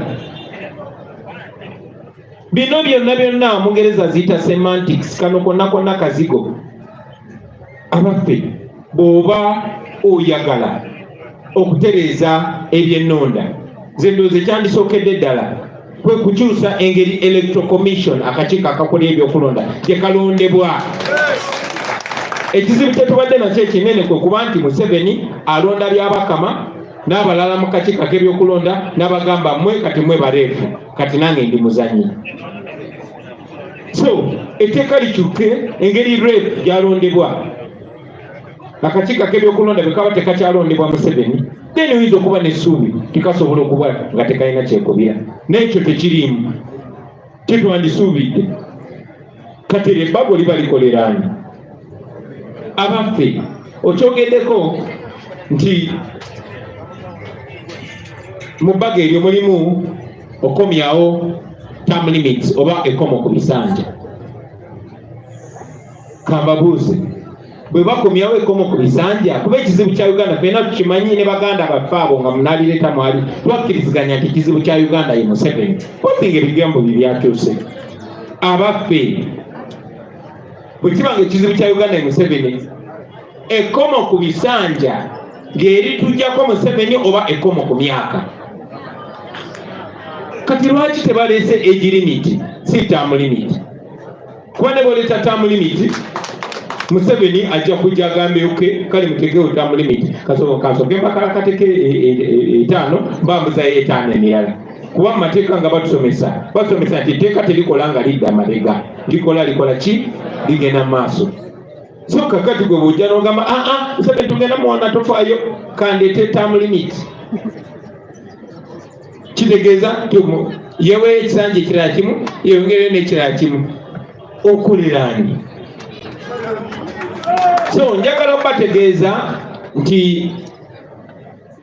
bajja kuleeta obubadi bungi nnyo obwangu okulaba n'obutali bwangu okulaba akangu ennyo okulaba mwakalabye akoono eyaze n'agamba nti n'ekibiina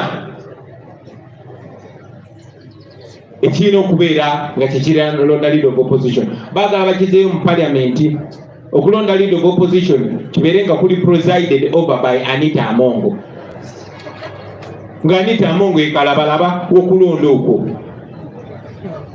ng'ojja kuleeta bakagabo bajemerwanga bakena ne bano bonna ne bannaffe bonna nga ne finito mwali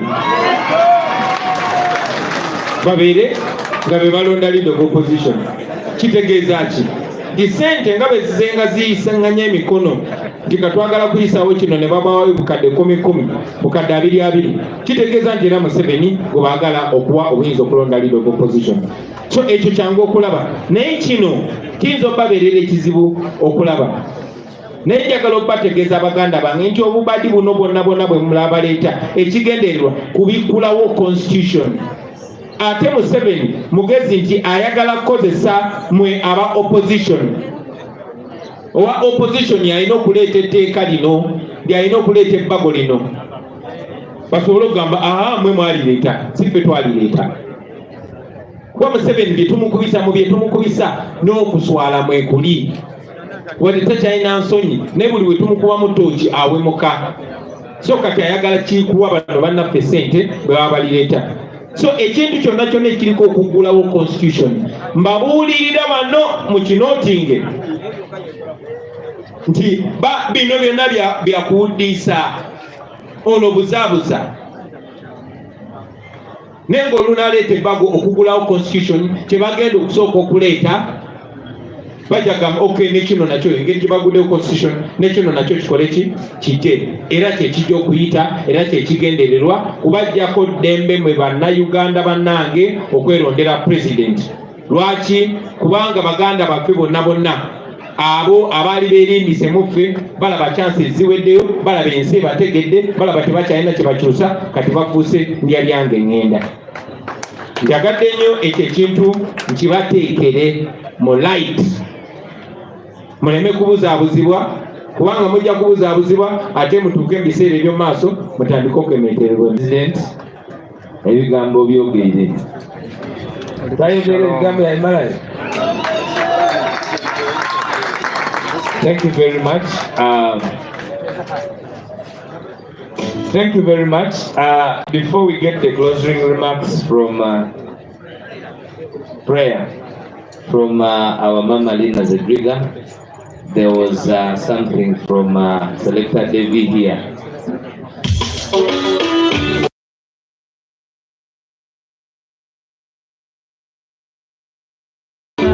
Full Selector David.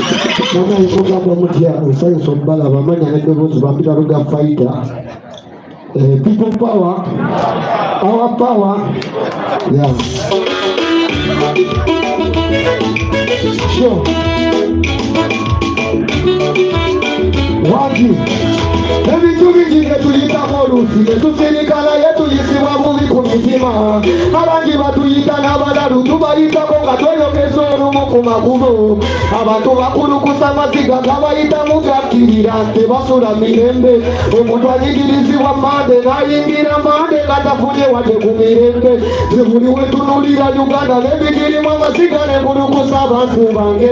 Omuntu agenda ku makya kukola napatikana budde kuziba naye n'asula enjala. Ate nga n'ebimunyika bingi ebimumalako n'emirembe talina mirembe. Ayagala nfuneko ku ssente ayogerengako naye mu bantu naye zaabula. Kati Uganda wetuuse yamusabira nnyo abantu bali mu maziga gakulukuta nnyo. Mr. Bobi mukimanye yatusabye nnyo akalulu kano tukikole tukamuwe nnyo kubanga waliwo omulimu omupya gutuweereddwa abantu baffe. Guno mulimu mutono nnyo naye gugasa nnyo Uganda yaffe. Waliwo omulimu omupya gutuweereddwa abantu baffe. Guno mulimu mutono nnyo naye gugasa nnyo Uganda.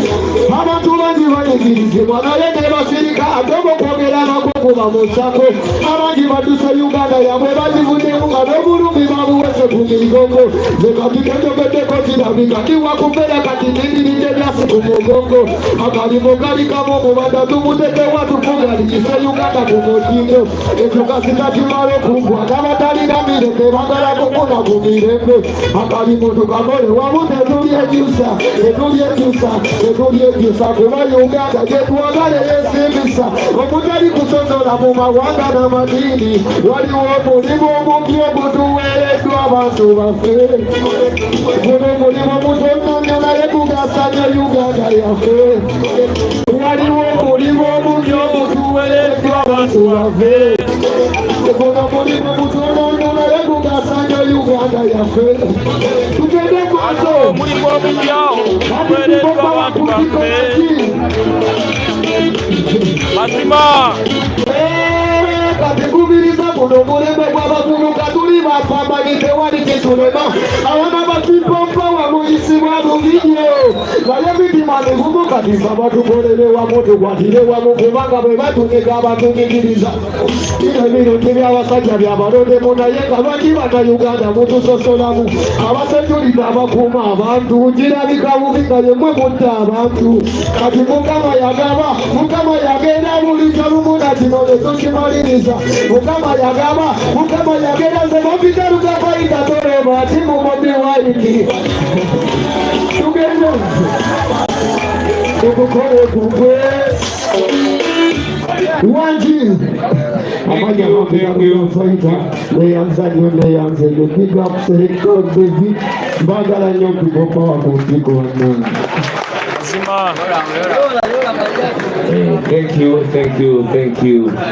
Thank you very much.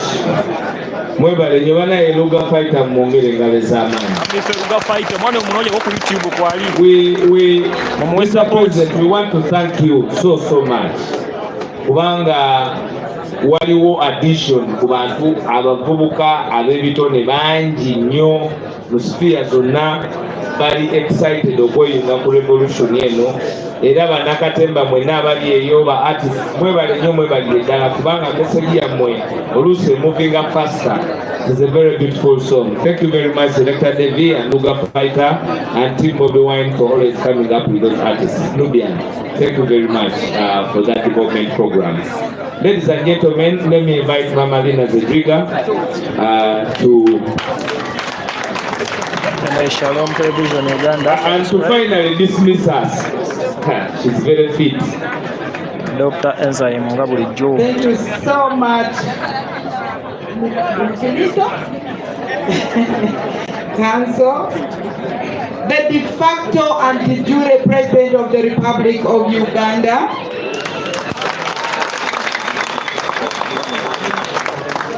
the Secretary General, Right Honorable Lewis Rubongoya, the Leader of Opposition,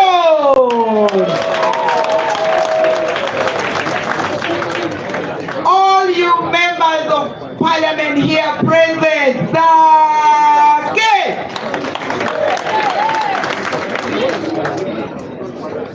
I see Doctor. I remember the day we were battling with my son. I totally appreciate you in a special way. And Haji Nubian Lee. WhatsApp group yaffe enamba eri waggulu awo agipiniza waggulu awo. Salamu alaikum wa alaikum salam wa barakatuh. Mwemawera update singa tujja live kuwanda baba bagamba ati bo tebategedde so open number oje on texting WhatsApp mugate mu WhatsApp group ya Shalom Television Uganda. Yes, I would like Dennis us to celebrate Nubian Lee Haji in a very special way. And Haji Mwada Nkuninji, are you around? You are not around. There are also some special people that I would like us to take note of. There is my daughter from Mukono. Yes. That's a look at a pure, by the way. Do not look at her color. We blend. Right, Honorable Speaker. I also am humbled in the presence of the founder member of the Uganda Catholic Lawyers Association, and I was the secretary, council. And this organization has grown so far. We have come from very, very far. And each one of you, of course, Honorable Walukanga, you thought I had forgotten you. Because one time I was, allow me explain this, at Magere, and he wanted to introduce himself to me. He didn't know I knew him so well. Hey! And then I was focusing so much on our team. So I'm very honored to have you here today. And each one of you, all the Lord Mayors, and of course, the student leadership, where are we? Where to lead? Are we present? Are we present? The people, power! Our power! Ra! Cha!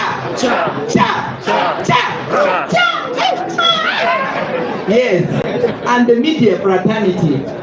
Without you, of course, we would not have been here speaking all the Luganda and English. I just want to close the prayers with a quote from Saint Padre Pio. Saint Padre Pio says, I want to cry for those in prison and those in exile. I want to pray for our community. I want to work. Njagala okukola. Tulina okukola. Ensi yaffe tulina okukola. Naye we have to demystify fear. One thing I leave with you. His Excellency is always telling us, please be the Bobi wine. We are letting him down. We are letting ourselves down. Northern Uganda, we are coming. Karamoja, we are coming.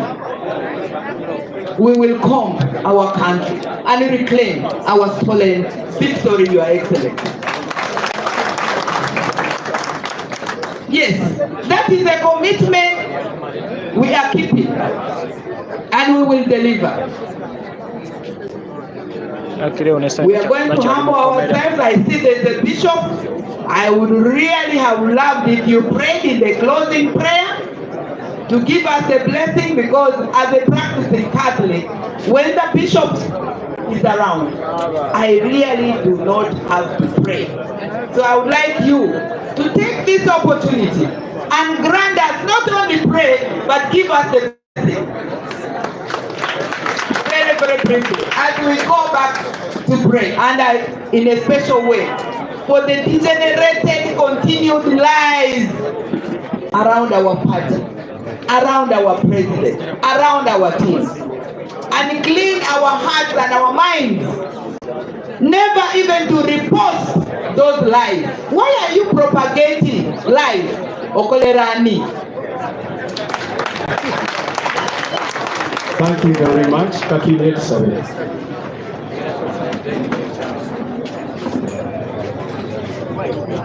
Mu linnya lya Kitaffe n'Omwana n'Omwoyo Omutukuvu.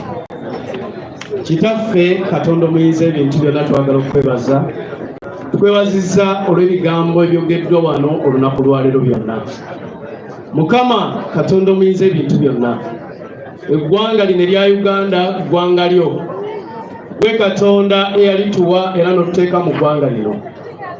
Naye Mukama Katonda ayinza byonna, laba abantu bakaaba, babonaabona, abalala bali mu makomera nga tebalina musango. Kitaffe tusaba mu linnya lya Mukama waffe Yesu, golokoka otuyambe nga bwe wayamba abaana ba Isirayiri bwe baakuyita Mukama n'obawulira. Naffe Mukama tubonyaabonye emyaka 40. Abaana ba Isirayiri baamala mu ddungu emyaka 4, naye bwe gyamala baavaamu. Taata, tulangirira mu linnya lya Yesu titugenda kuva mu ddungu lye tulimu, tugenda kuva mu kubonaabona kwe tulimu. Tusabira bannaffe abali mu makomera, Mukama Katonda ayinza byonna bateebwe tufune ku mirembe.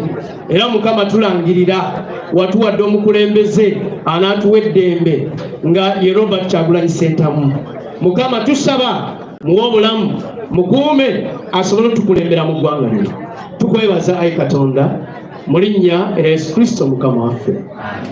N'omukisa gwa Katonda Kitaffe n'Omwana n'Omwoyo Omutukuvu kubeere ku bulamu bwammwe, kubeere ku mirimu gyammwe, kubeere ku baana bammwe mu linnya erya Yesu Kristo Mukama waffe. Mwebale nnyo, mwebalire ddala. Thank you very much. Finito. Conference finito. We are having our Foot Soldiers Soccer Tournament going on from the Department of Nubian League, operationalized by Abe Masinya. He is that man with those rasta dreads and glasses. Thank you very much for being with us. It's been a great morning. Kale sigadde nze Dr. Enzaim wano ku Shalom Television Uganda. Subscribe to the channel tutambule ffenna ffenna omulundi oguddako. Lwaki sibeerakereza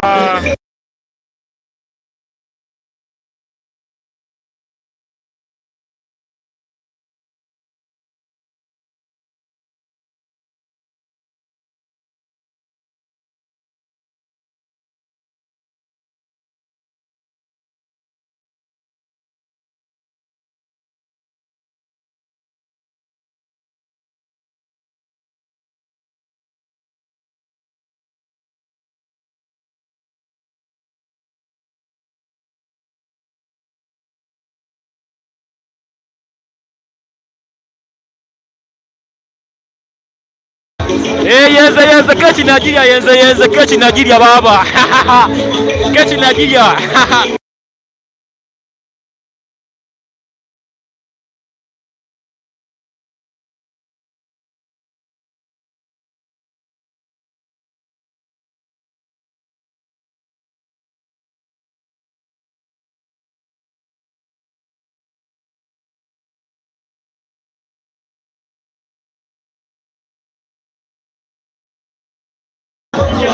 Rebecca namba yange eri waggulu awo yangu WhatsApp eri waggulu awo baba.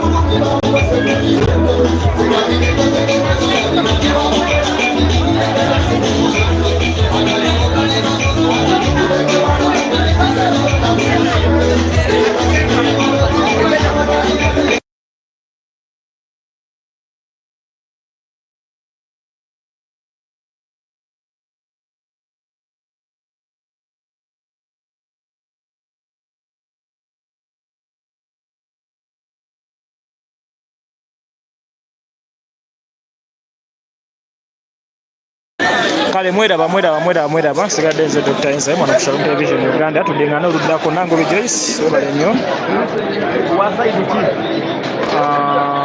Kiraka Kenti, George, Alice, Ruchamuzi, Scovia, Mobility, Nasua, Rebecca, enamba yange waggulu awo noonyako Kate Mulungi, Joyce, you are very many you people.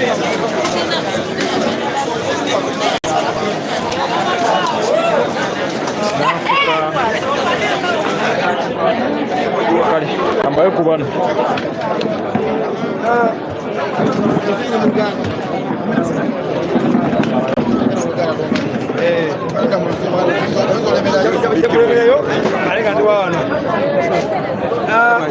abasibe abali makomera minisita balamu yabafosinga okugamba nti bazza emisango naye nga abantu abo baali basibwa ku bwereere tebalina musango nagwe bazza okubasiba kati bataddewo okubagamba nti beetonde ekyo kikyamu toyinza kamusibe kwetonda kubanga talina musango weyazza era twebaza nnyo abo bonna abaganye okwetonda kubatalina musango ne baana bannaffe abeetonze tubakkiriza okwegana nabo naye kyebakoze si ekirungi ennyo naye olw'embeera bayisemu emyaka erina nga basibwa obwereere famiye zaabwe tozizabyeko bali mu mbeera embi bali makomera naye nga banyigizibwa nnyo ne bawaayo obulamu bwabwe so ekintu ekyo tugamba nti bannaffe beetonze kyabale kikyamu naye tubasabira naye abalina okwetonda tebakkiriza kubanga tebalina musango bazza bonna kubanga beetondera eri gavumenti.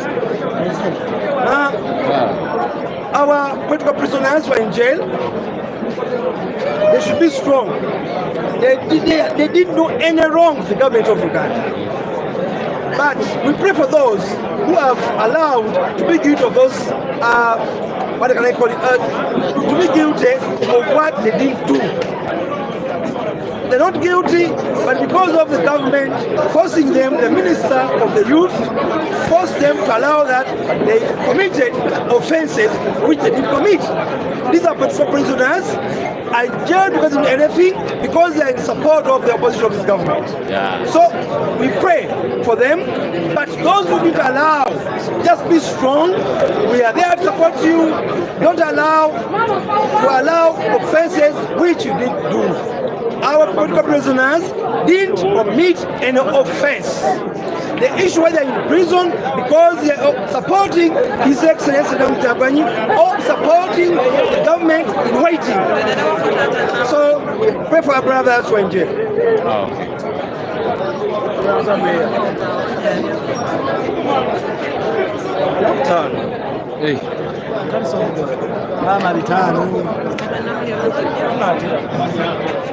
Amanya nze nalebo Costa bana ekyo basanyufu President waffe atereddemu era ate essaawa zino atambula bulungi ekyo kituwa ekyokuyiga nti mbeera zonna omuntu abeera ku mazima abeera mazima tugenda kuddamu okutambula tours genda kutambulika essaawa yonna so tulinda program kyenkubira omulanga bannayuganda timwetegeke tulina okutambula tumanyise abantu ate kyenyinza okubasaba abali eyo abatabaddeewo tugenda tutandikira mu disitulikiti yonna enaabeerondeddwa naye abali wano abasobola n'abataliiwo twetegeke abaana baba beetaaga amazzi tugabawe abeetaaga kyonna facilitation nga tevudde wa president bambi beegayiridde ekigatteko